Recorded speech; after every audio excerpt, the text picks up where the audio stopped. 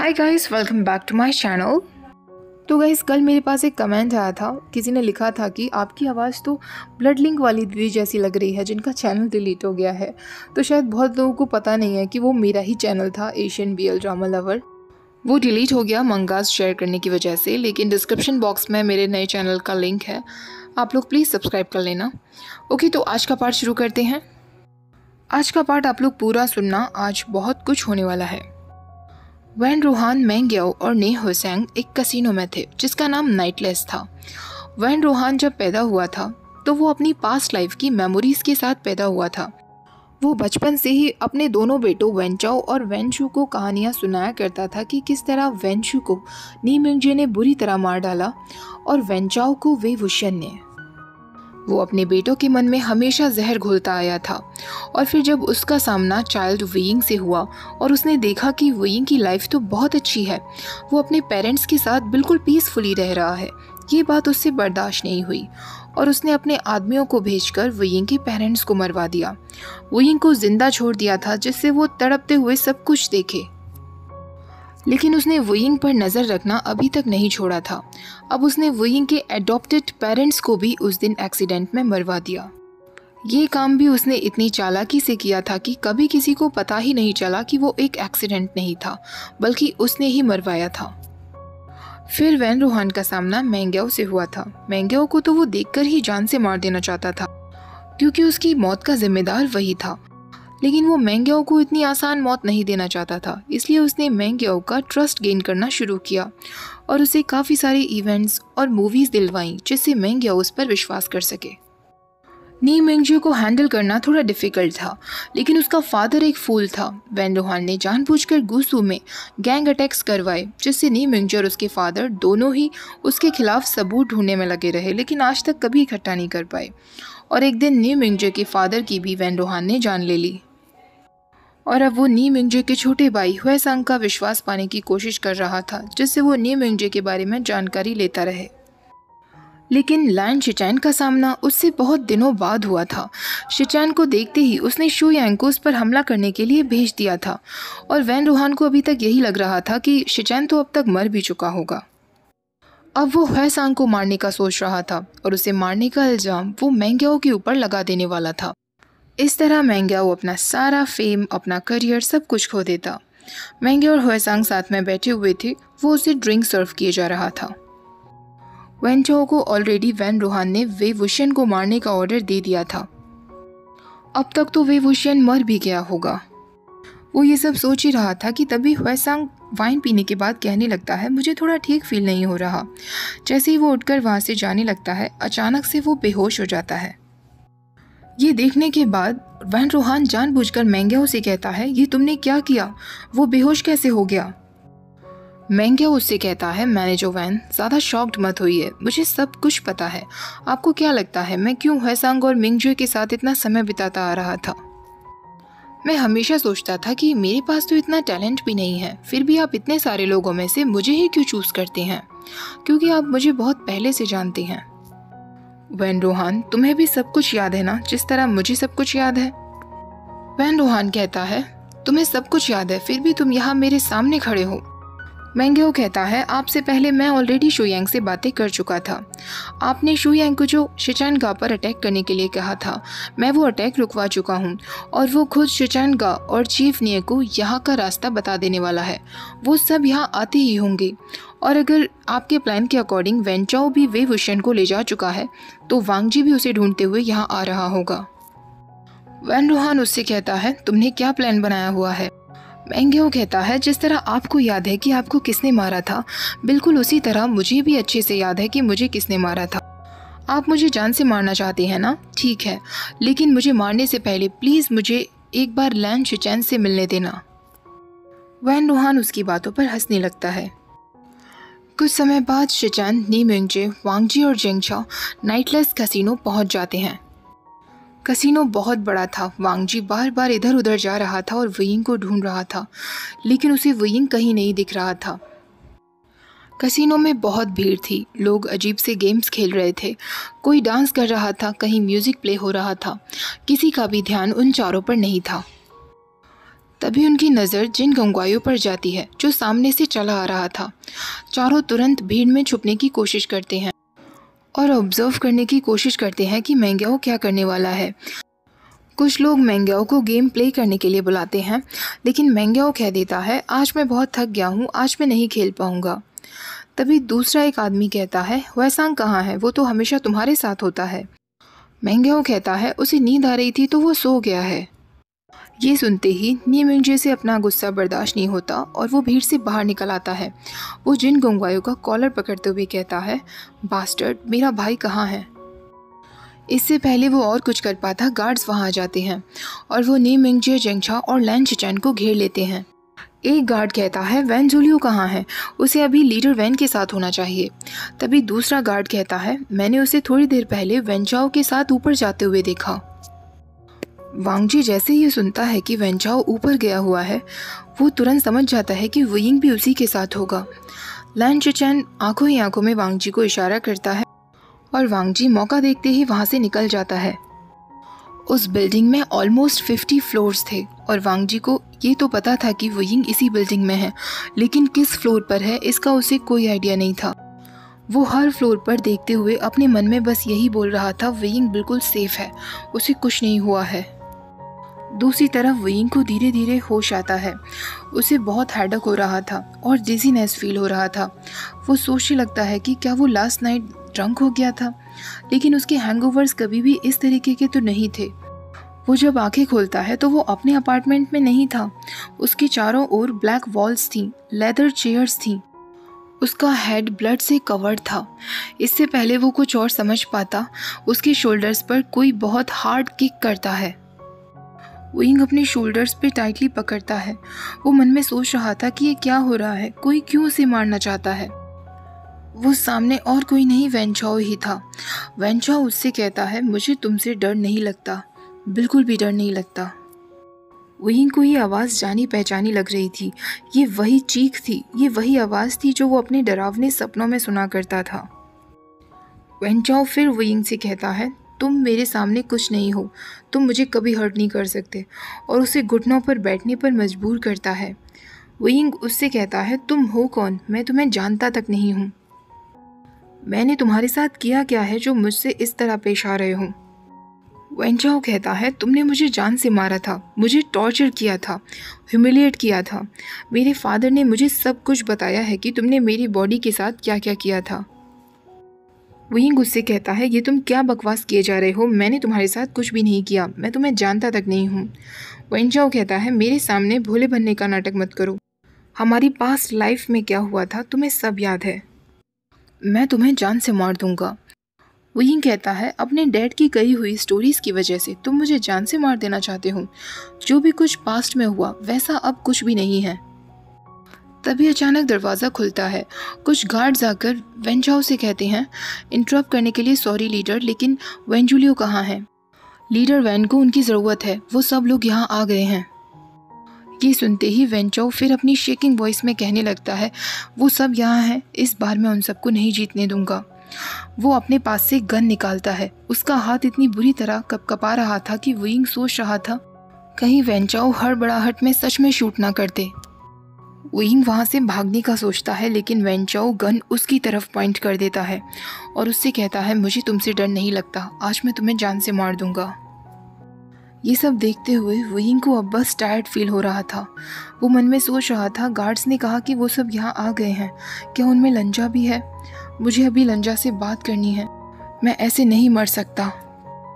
वेंचाओ उसके सिर पर गन रखता है और उसे रूम से बाहर ले जाता है। वो उसे रूफ टॉप पर लेकर आता है जहाँ सिर्फ और सिर्फ अंधेरा था। वो एक बार फिर ऐसी सिचुएशन में था जैसा पास्ट लाइफ में हुआ था जब वेंचाओ ने उसे ब्यूरल माउंट्स में फेंक दिया था। वुयिंग को अपनी पास्ट लाइफ का वो सीन याद आ रहा था और उसके चेहरे पर डर साफ दिख रहा था। वो बुरी तरह चीख रहा था, लेकिन तभी वेंचाओ गन चला देता है और सब कुछ बिल्कुल शांत हो जाता है। दूसरी तरफ जब हुएसांग को होश आता है तो गार्ड्स उसे भी पकड़ लेते हैं। नी मिंगजे अपने भाई को बचाने के लिए जाता है, लेकिन तभी वहाँ वेंचू आता है जिसे पास्ट लाइफ में नी मिंगजे ने ही मारा था। वेंचू को देखकर शिचैन को याद आ गया था कि किस तरह उसने क्लाउड रिसेस को जला दिया था और वांगजी को टॉर्चर किया था। वेंचू नीमिंगजी को अपने गार्ड्स के साथ मिलकर मारने लगा था। हुएसांग बुरी तरह चिल्ला रहा था, रिक्वेस्ट कर रहा था कि प्लीज़ मेरे भाई को मत मारो। शिचैन नहीं चाहता था कि हुएसांग एक बार फिर अपने भाई को खो दे।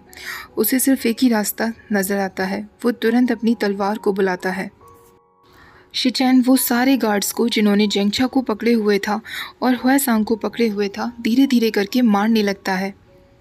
अब वो वेंचू की तरफ बढ़ने ही वाला होता है कि कोई एक थंडर की तरह उसके सामने आता है और उसकी चेस्ट पर एक ज़ोर से पंच मारता है। उसके बाद शिचैन ने सिर्फ जेंगचा की आवाज़ सुनी थी जो उसका नाम ले रहा था और वैन रोहान जो उस पर हंस रहा था। शिचैन की बॉडी एकदम कोल्ड हो गई थी, वो बिल्कुल नहीं हिल पा रहा था। जब वो अपने सामने देखता है तो वो वेंचू लियो था जो कोर मेल्ट कर सकता था। शिचैन एकदम से घबरा जाता है। वो अपनी तलवार को फिर बुलाने की कोशिश करता है लेकिन उसकी तलवार फ्लोर पर पीसेस में बिखरी पड़ी थी। वैन रोहान फिर से हंसने लगता है और उससे कहता है, मुझे नहीं लगा था कि तुम भी एक इमोर्टल निकलोगे। थैंक गॉड कि हमारे पास वेंचुलियो है। वेंचुलियो एक्सप्लेन करता है, जब यीलिंग पैट्रियार्क ने मुझे मार दिया था मैंने पुनर्जन्म लिया था। स्लोली मैंने अपनी मेमोरीज को रिकलेक्ट किया। मैंने कसम खाई थी कि मैं हमेशा अपने मास्टर को सर्व करूंगा, इसीलिए आज भी मैं अपने मास्टर वैन रोहान को ही सर्व कर रहा हूँ। शिचैन उससे कहता है, तुमने इतने सारे एफर्ट्स किए लेकिन किस वजह से? वैन रोहान कहता है, वही रीज़न जो तुम्हारा रीज़न है। जिस तरह तुम पास्ट को नहीं छोड़ सकते उस तरह वो भी नहीं छोड़ सकता। आज फाइनली हम सब का रीयूनियन हो चुका है। तभी मेंग्याओ कहता है, लेकिन लानवांग जी यहाँ नहीं है। वैन रोहान कहता है, तुमने सही कहा, वांगजी भी तुम्हारी तरह इमोर्टल ही होगा ना शिचैन। वो ज़रूर अभी वेंचाओ के पीछे गया होगा उसे रोकने के लिए। दूसरी तरफ वुयिंग अभी भी रूफ टॉप पर खड़ा था। वेंचाओ ने उस पर गोली नहीं चलाई थी। वुयिंग बार बार उससे कह रहा था, तुमने आज तक कभी किसी को नहीं मारा ना। तुम पास्ट लाइफ के बारे में क्यों सोच रहे हो? प्रेजेंट पर हम क्यों फोकस नहीं कर सकते? वेंचाओ फिर गुस्से में उससे कहता है, अपना मुंह बंद रखो। वुयिंग कहता है, अगर तुम मुझे अभी यहाँ से जाने देते हो तो मैं तुम्हारे बारे में भूल जाऊँगा। मुझे पास्ट के बारे में कोई फ़र्क ही नहीं पड़ता। प्लीज़ मुझे जाने दो। वुयिंग मन में सोच रहा था, अगर 12 साल पहले की बात होती तो शायद उसे अपनी जान की कोई परवाह नहीं होती, लेकिन अब उसकी लाइफ में लंजा है। वो नहीं मरना चाहता, वो जीना चाहता है लंजा के लिए। वेंचाओ उसके हेड पर फिर गन रखते हुए कहता है, मुझे कोई फ़र्क नहीं पड़ता, तुम बस आज मरोगे। वुयिंग कहने लगता है, तुम्हें फ़र्क पड़ता है।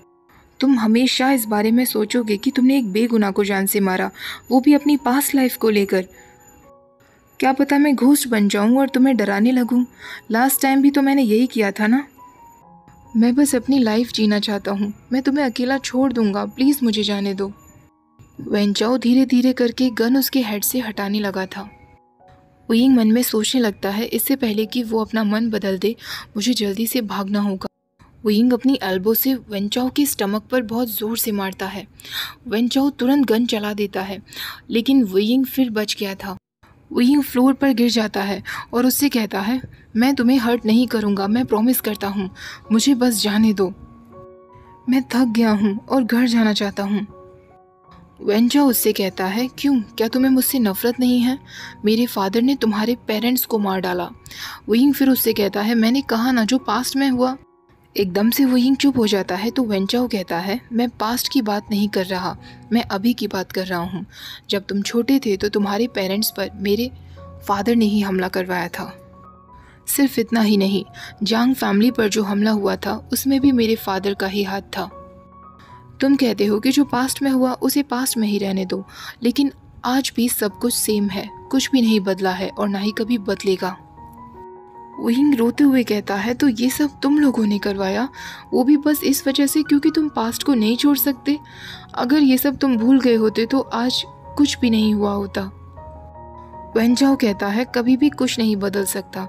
अगर मैं आज तुम्हें जाने भी देता हूँ तब भी मैं तुम्हें नहीं भूलूंगा। वेंचाओ ये सब कहते हुए रूफ टॉप के एकदम कॉर्नर पर खड़ा था। वुयिंग उससे कहता है, रुक जाओ वरना तुम गिर जाओगे।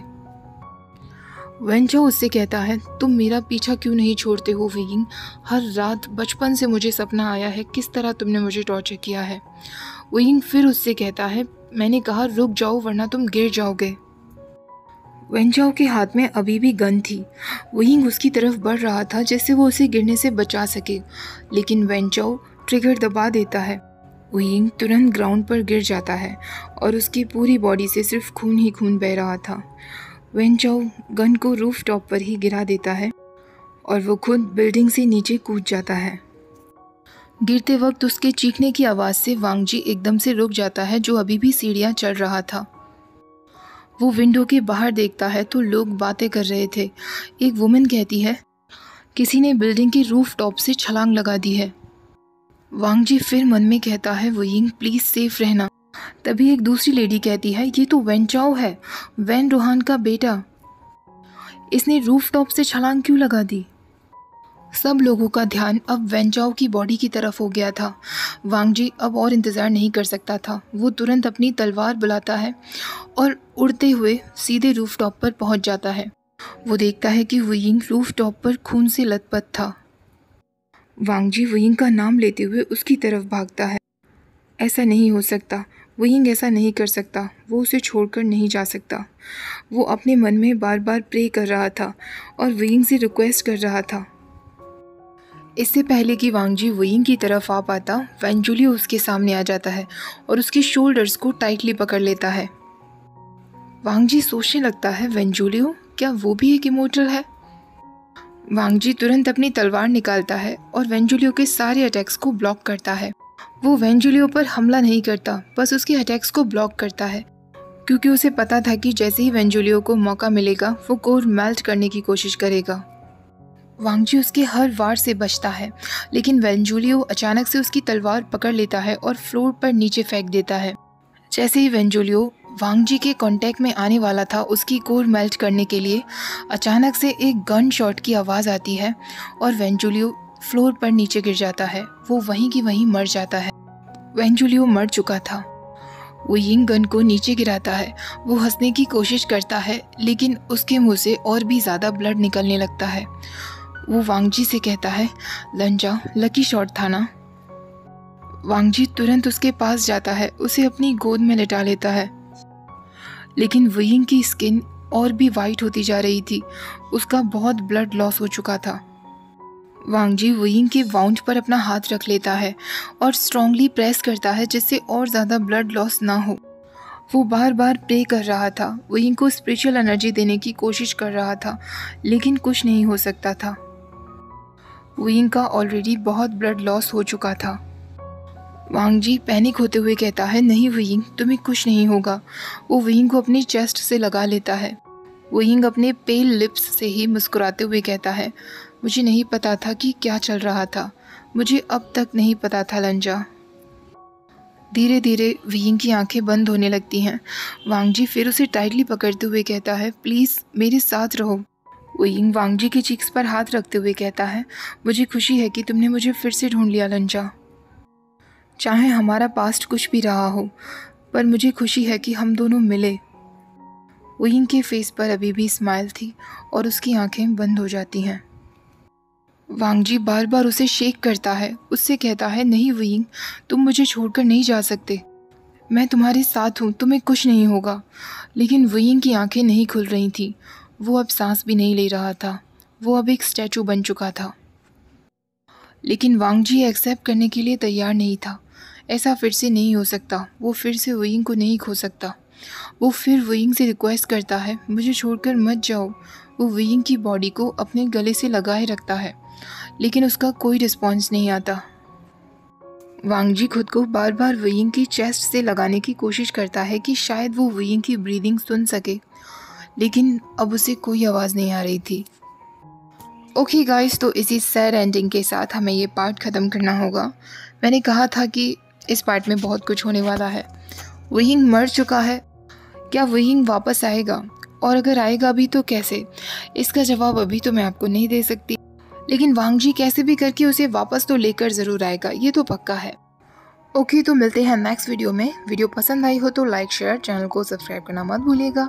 Thank you for watching. Bye bye.